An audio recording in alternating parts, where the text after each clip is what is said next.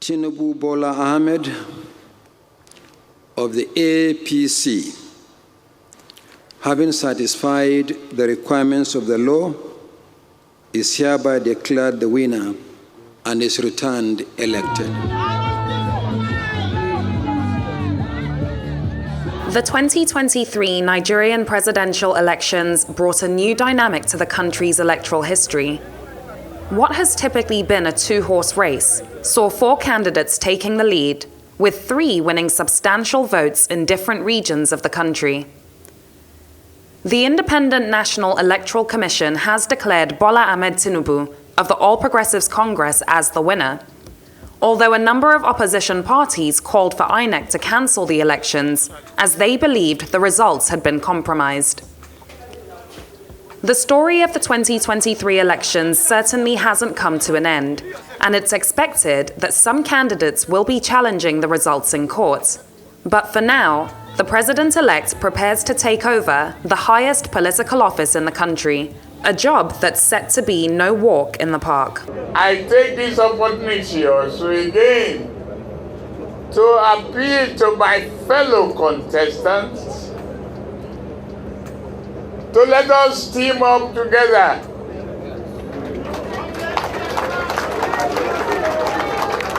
It is the only nation we have.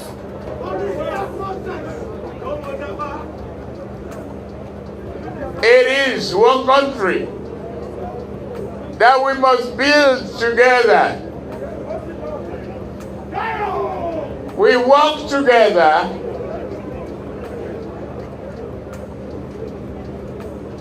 to put broken pieces together. We must work for the unity, happiness, and harmony. Tinubu's political career has been centered around leadership, ambitions that have led him to this point. But the journey started over 30 years ago when he kick-started his political career joining the Social Democratic Party. This was during Nigeria's Third Republic, and he was elected to the Senate representing Lagos West, but this was short-lived.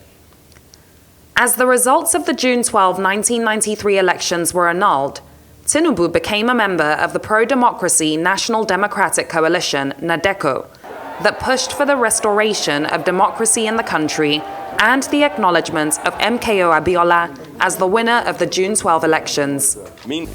The interim national government is hereby dissolved.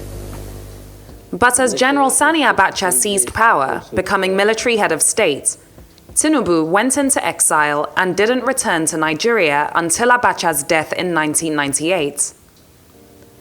He had far from given up on his political ambitions. With the backing of party leaders, Tinubu ran for governor of Lagos State under the Alliance for Democracy in 1999.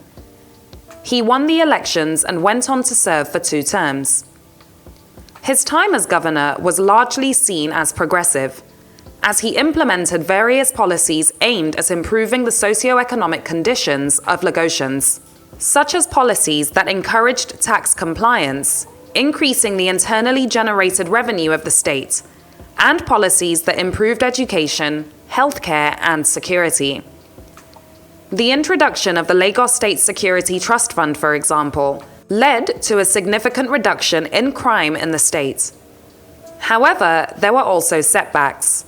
Tinubu didn't do much in terms of housing or transportation. The state was, and still is, plagued by traffic congestion. Public transportation was also inadequate. His administration was also accused of corruption and financial mismanagement, with his political opponents accusing him of diverting state funds for personal use. Allegations the president-elect has consistently denied. When Tinubu won his governorship re-election in 2003, all other states in the southwest were won by the ruling party in the country at the time, the People's Democratic Party. Tinubu was involved in several struggles with the federal government, and towards the end of his tenure, he had many clashes with members of the PDP. Tensions grew, and as the PDP won the 2007 elections, Tinubu became involved in negotiations to bring fragmented parties together to form a mega party that could get the PDP out of office. In 2013, he was among several opposition members who launched the All Progressives Congress ahead of the 2015 elections. The new party aimed to adopt a progressive ideology that emphasized good governance, accountability, and transparency. It also adopted a manifesto that focused on improving the economy, security, and infrastructure, among other things. Tinubu served as national leader of the party, and Muhammadu Buhari became the APC's presidential candidate, defeating the PDP in the 2015 elections. This was the first time an incumbent president lost to an opposition candidate in Nigeria's history. The APC also won a majority of seats in the National Assembly, and several state governorship elections too. Tinubu played a crucial role in mobilizing support for Buhari's presidential campaign. He used his political influence and resources to campaign for Buhari across the country. During Buhari's tenure, Tinubu has played a key role in the APC, providing strategic direction and support for the party's policies and initiatives.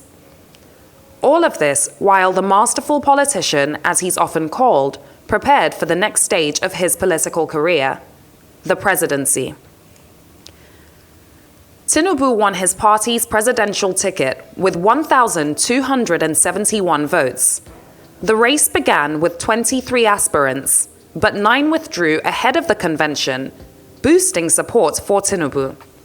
His closest contender, Rotimi Amechi, won just 316 votes. Barely days to the APC presidential primary, Tinubu visited Abeokuta, the Ogun State capital, where he made his infamous speech, declaring in the Yoruba language, Emi Lokan, meaning, "It is my turn." Many will say that even the gods heard his cry that day, as the phrase became a national slogan. Tinubu cited how he had supported many of his political associates, including President Buhari, who had failed 3 times in his attempt at becoming president.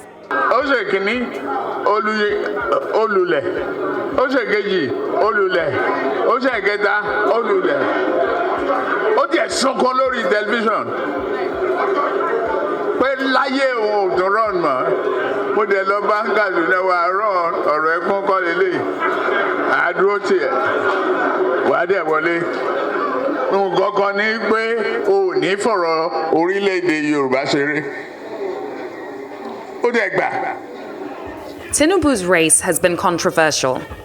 He's been besieged with several controversies from his origins, his educational background, his career, the source of his wealth, and his health.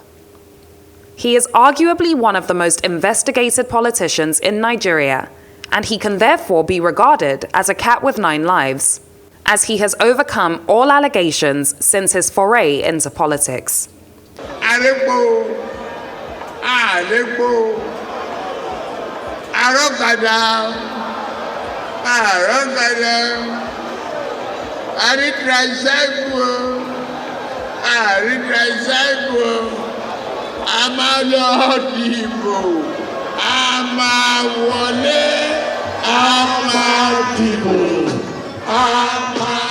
Although he was confident in emerging victorious in the elections, the race was certainly a tight one that for many people was too close to call. More Nigerians were registered to vote in the 2023 elections than ever before. The greater interest is affiliated with several factors, one of which is the 2020 EndSARS protests that saw Nigerians stand up against police injustice. The largest demonstrations in the country's recent history that led to a socio-political awakening. Many had also hoped for greater transparency due to the introduction of the INEC's BVAS system that is designed to verify voters and upload results to an online portal. Unfortunately, there were several reports of BVAS system failures across the country, particularly in the southern regions, and allegations that INEC had been compromised.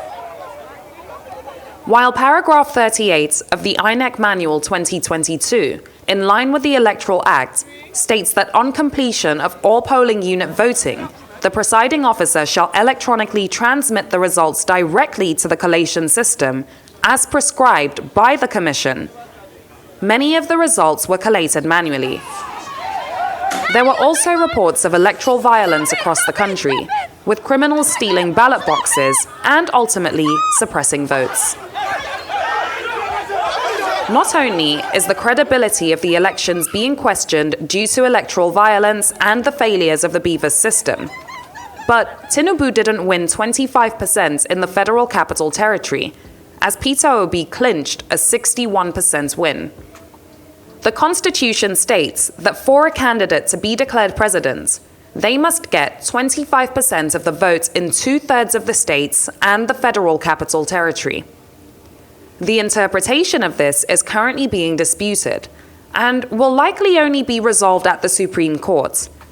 While some lawyers have interpreted this as a candidate needing to get 25% of the votes in the FCT, others suggest that the statement doesn't give the FCT any special status. One result in these elections that came as a shock to many was Tinubu's loss in Lagos State. Since 1999, no party unaffiliated with Tinubu has been able to lead the state. Peter Obi of the Labour Party's win was therefore historical. While this isn't expected to be of large influence on Tinubu's presidency, it does suggest that his hold in Lagos may be wilting away. The results in Lagos are, however, being challenged by opposition parties, especially the Labour Party, who believe they received more votes in the state than what was collated and presented by INEC. Our results have been significantly reduced. Margins have been significantly truncated. We're looking at places like Ikeja local government, where our calculations show that we got almost 50,000 votes. And they're announcing 30,000. We're looking at Alimosho where they declared that we won, but almost 50,000 votes have been taken away from our results. Whether this will make a significant difference to the conclusion of the elections can only be decided in court. Bola Tinubu will be coming into office with Nigeria in 77 trillion naira debt. While not all of this debt was created by the Buhari administration, they have not been able to steer Nigeria out of the economic recession it got into in 2016. And the country's economy remains fragile, with high levels of inflation and unemployment. Tinubu's manifesto is full of several promises, including sufficient jobs, an increase in production, making basic housing, healthcare, and education affordable, the expansion of public infrastructure, and the creation of a strong national security architecture that can address the high level of insecurity across the country. As the handover period begins, President Buhari has stated that he will work with the president-elect to ensure an orderly handover of power. He has called for any challenges to the election results to be taken to the courts and not the streets, and for the credibility of INEC not to be undermined. However, opposition parties are not alone. Electoral observers, both local and international, have expressed concern over the integrity of these elections. Some have called this Nigeria's most engaging election yet, and with Bola Tinubu's emergence, many do not envy him. He is set to experience an interesting start in the presidential office, as he has before him a Herculean task of fixing and ailing an economy in deep debt and a disenchanted populace. Leila Johnson Salami, Arise News. We are committed to the progress, development, and renewed hope of Nigerians. God bless you.